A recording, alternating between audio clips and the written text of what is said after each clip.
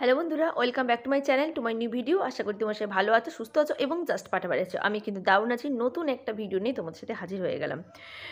অবশ্যই title thumbnail দুটো দেখে বুঝতে পেরে গেছো আজকে আমি কাকে নিয়ে ভিডিও করব। হ্যাঁ বন্ধুরা, আজকে আমি ওই মানুষটাকে নিয়ে ভিডিও করব, যে মানুষটা কয়েকদিন আগে সোশ্যাল মিডিয়াতে এসে নিজের সন্তানকে বাঁচানোর জন্য আঁচল পেতে দুহাত পেতে ভিক্ষা চাইছে।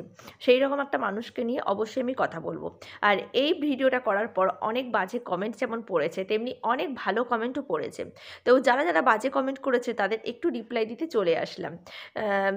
আমরা সবাই চিনি এপি ব্লগসকে, আমরা সবাই চিনি প্রিয়াকে, আমরা সবাই জানি কিভাবে প্রিয়া এই লাইনে এসেছে সবটাই আমরা জানি। বা কিভাবে স্ট্রাগল করেছে, এর আগে ওদের জীবনযাত্রা কেমন ছিল, কীরকম বাড়িতে ওরা থাকতো, এখন কেমনভাবে ওরা লাইফস্টাইল লিড করে, সবটাই কিন্তু আমাদের জানা, সবটাই আমরা জানি।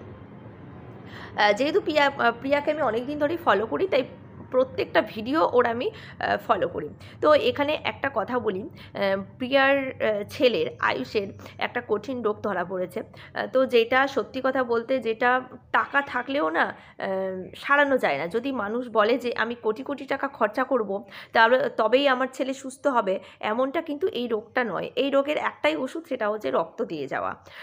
তো এখানে এখানে একটা কথা বলে রাখি, এখানে প্রিয়া মানে আয়ুষের মা অনেক এদিক ওদিক বোঝাবুঝি করে অনেক কিছু যেটা জানতে পেরেছে, সেটা হচ্ছে বিএমআরটা করলেই নাকি তার ছেলে অনেকটা পরিমাণে সুস্থ হয়ে যাবে। তো কোন মা না চায় বলো, কোন বাবা মা না চায় যে ওর সন্তান সুস্থ হোক, ভালো থাকুক? তেমনটাই প্রিয়াও চেয়েছে যে ওর ছেলে এক্কেবারে যেন সুস্থ হয়ে যাক। তো সেক্ষেত্রে ওদের প্রচুর টাকার দরকার। আমরা জানি ইউটিউব করে আর কত টাকা বা রোজগার করে, যা টাকা রোজগার করে ইউটিউব করে, যা টাকা রোজগার করে, সেক্ষেত্রে কিন্তু ওর ছেলের এই বিএমআর করা কিন্তু মোটেও সম্ভবপর না। এটা কিন্তু মানে একটা কী বলবো, একটা দুঃসাধ্য একটা ব্যাপার। আর তো সেক্ষেত্রে ও কী করছে, সেক্ষেত্রে ও সাহায্য চাইছে, সেটা আবার ভিউয়ার্সদের কাছে সাহায্য চাইছে যে টাকার খুব দরকার, সেই জন্যই ওর ছেলে চিকিৎসার জন্যই কিন্তু ও সাহায্যটা চাইছে। তো এটা ঠিক না ভুল, সেই প্রসঙ্গে আমি কিছু কথা বলবো। তো দেখো, একটা মা বিশেষ করে একজন মা চায় তার সন্তান পৃথিবীতে বেঁচে বসে থাকুক, তার সন্তান তার চোখের সামনে ভালো থাকুক, সুস্থ থাকুক। সে মূর্খ হোক, অশিক্ষিত হোক, বাজে হোক, ভালো হোক, সেটা বড় কথা নয়, কিন্তু ও যেন ভালো থাকে, সুস্থ থাকে, প্রত্যেকটা মানুষ যেন সুস্থ থাকে, এটা একটা মানুষের জন্য চায়। সেক্ষেত্রে তো ওর মা সে তো চাইবে যে তার সন্তান যেন খুব সুস্থ থাকুক, তার চোখের সামনে হেসে খেলে বেড়াক, সে পড়াশুনো করুক, মূর্খ হোক, যাই হোক।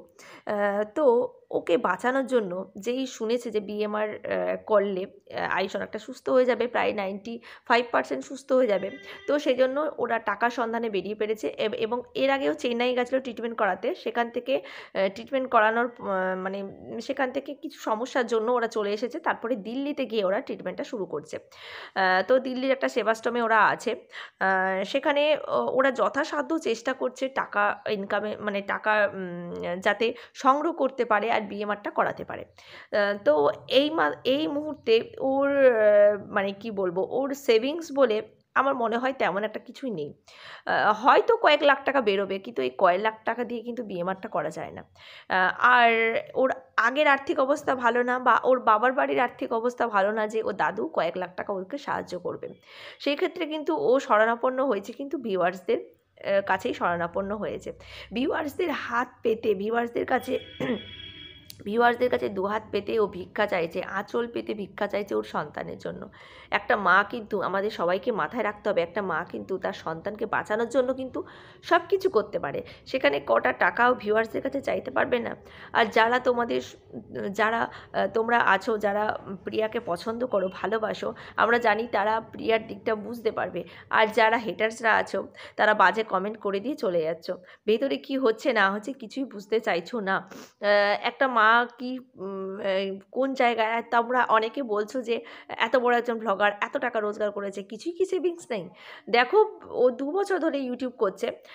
তো আগের ইউটিউব যখন করতো তখন কিন্তু এতটা পরিমাণে ওর ভিউ হতো না। যখন থেকে ও নতুন বাড়িটা করা শুরু করলো তখন থেকে ওর রোজগারটা খুব ভালো হয়েছে। সেখানে বাড়ি করতে টাকা গেছে, খামার বাড়ি করেছে, একটা বিজনেস করার জন্য একটা গাড়ি কিনেছে, অনেক কিছুই করেছে। তারপরে সংসারটাও চলে পুরো কিন্তু এই ইউটিউবে টাকা দিয়ে। তাহলে টাকাই বা সেভিংস হয় আর কত টাকায়? কিন্তু বিএমআর করাতে আমরা জানি লাখ লাখ টাকা খরচা, লাখ লাখ কয়েক লাখ টাকা খরচা, যেটা গুণে শেষ করা যাবে না। আমাদের একটা মধ্যবিত্ত ফ্যামিলিতে এই টাকাটা আমাদের কাছে স্বপ্ন, জাস্ট স্বপ্ন, স্বপ্নই থেকে যায়। তাই একমাত্র ওর যা ভালোবাসা মানুষ তাদের কাছে হাত পেতেছে। এটা কি খুব অন্যায় করেছে?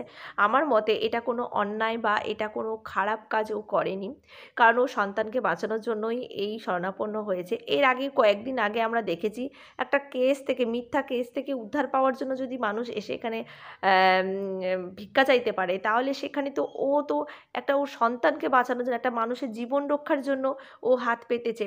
তাহলে এটা কি খুব ভুল করেছে? আমার মতে কখনোই এটা ভুল করেনি, ও ঠিক কাজ করেছে। যারা ভালোবাসার মানুষ তারা তো অবশ্যই ওর পাশে থাকবে। এমনকি আমিও একজন সাবস্ক্রাইবার হিসাবে, একজন অ্যাজ এ ভিউয়ার্স হিসেবে আমিও প্রিয়াকে সমর্থন করি। প্রিয়ার পাশে যতটুকু থাকার ততটুকুই থাকবো, যতটুকু হেল্প করা ততটুকু হেল্প করব। তোমরাও এগিয়ে এসো প্রিয়ার সন্তানকে, মানে আয়ুষকে বাঁচানোর জন্য, একটা ছোট্ট নিষ্পাপ ফুলকে বাঁচানোর জন্য তোমরা এগিয়ে এসো। আশা করি তোমরা, যাদের মধ্যে একটু হলেও মনুষ্যত্ব বোধ আছে, তারা বাজে কমেন্ট করবে না, তারা ভালো কমেন্ট করবে। আর আয়ুষ সুস্থ হয়ে যাক, ভালো হয়ে যাক, আর বিএমআর টেস্টটা যেন, বিএমআরটা যেন খুব ভালোভাবে হোক। আর এটা আমি চাই, আর টাকার যেন জোগাড় করতে পারে ওরা। তো এটাই বলবো প্রিয়াকে, এই সময়টা খুব মনকে শক্ত করতে হবে, মনকে শক্ত করে চলতে হবে, কারণ অনেকটা লড়াই করতে হবে, বা সন্তানকে বাঁচানোর জন্য অনেকটা পথ এগোতে হবে, অনেকটা টাকার প্রয়োজন। সেটা আশা করি তোমার ভালোবাসার মানুষরা তোমাকে অনেকটাই হেল্প করবে। তো এইটুকুই বলার ছিল। তোমরা প্লিজ কেউ বাজে কমেন্ট করো না, কেউ খারাপ কমেন্ট করো না। হেল্প করতে না পারলে ভিডিওটা স্কিপ করে যেও, কিন্তু কোনো বাজে কমেন্ট করো না। এখানে বাজে কমেন্ট কেউ আশা করি শুনবে না, কারণ একটা সন্তানের জীবন মরণের প্রশ্ন, সেখানে কিন্তু বাজে কমেন্টটা করাটা একদমই ঠিক না। তো যাই হোক, আজকের মধ্যে তোমার থেকে বিদায় নিচ্ছি। পরের বারে তোমাদের সঙ্গে দেখা হচ্ছে নেক্সট কোনো একটা ভিডিওতে। ততক্ষণ তোমরা সুস্থ থেকো, ভালো থেকো, সাবধানে থেকো। আজকের মতন টাটা।